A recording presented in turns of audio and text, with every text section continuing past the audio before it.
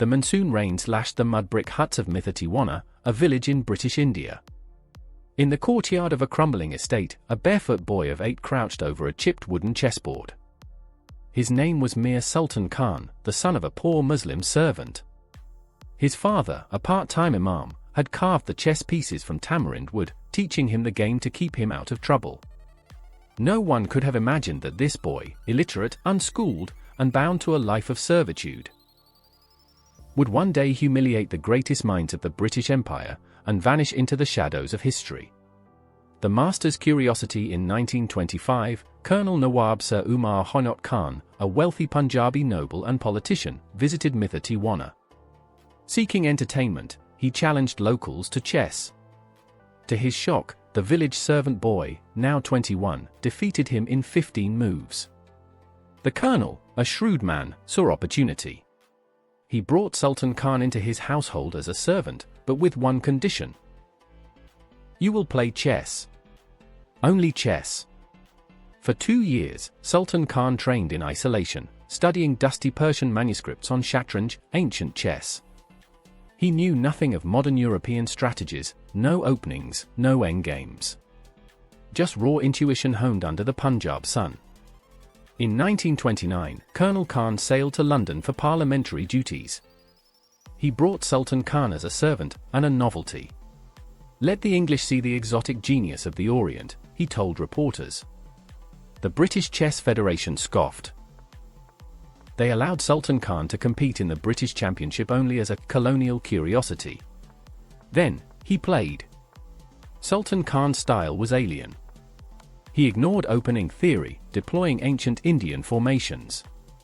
Opponents mocked his clumsy piece movements until they found themselves suffocated by traps 20 moves deep. The 1929 British Championship, he defeated reigning champion Frederick Yates with a queen sacrifice Yates called barbaric. In the final round, he checkmated William Winter using a 14th-century shatranj tactic. He won the title.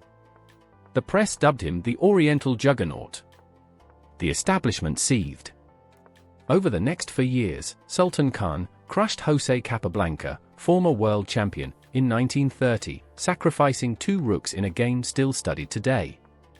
Demolished Max Yu, future world champion, in 1931, leaving him trembling like a schoolboy. Won 3 British championships. But his victories came with cruelty. The British Chess Federation banned him from speaking Hindi during tournaments. Reporters mocked his illiteracy, forcing him to sign score sheets with a thumbprint. His master, Colonel Khan, confiscated his prize money. "You are a servant, not a champion," he said. In 1933, Sultan Khan vanished. Colonel Khan abruptly returned to India, taking his human trophy with him. Sultan Khan's final tournament was the 1933 British Championship, which he won. Days later, he was on a ship to Bombay, his chess career erased overnight. British sabotage, fearing colonial embarrassment, MI6 pressured his return. Betrayal, Colonel Khan burned Sultan Khan's notebooks, allegedly to protect British pride. Silence, Sultan Khan returned to poverty, dying in 1966 without giving a single interview. In 2023, Indian Grandmaster Vidit Gujrathi fed Sultan Khan's games into an AI. The result stunned the chess world. His chaotic openings contained 19th-century Indian strategies lost to time. His sacrifices, deemed primitive by 1930s critics, were 87% accurate by modern engine standards. An unfinished 1932 game against Yu had a force mate in 12, missed by Yu but spotted by AI. Today, Sultan Khan's grave lies in an unmarked plot near Lahore. But his ghost haunts chess. Magnus Coulson calls him the most tragic genius in chess history. Indian players use his games to teach anti-colonial strategy. A 2024 petition demands the British Chess Federation strip his master from their records and crown Sultan Khan's wins as India's first chess triumph. Mir Sultan Khan was more than a player. He was a pawn thrust onto a board rigged by empire, who became a queen. His story is a checkmate to the myth of colonial superiority, a reminder that brilliance blooms even in chains. As AI resurrects his genius, the world finally asks, Who was the master, and who was the servant? The game isn't over.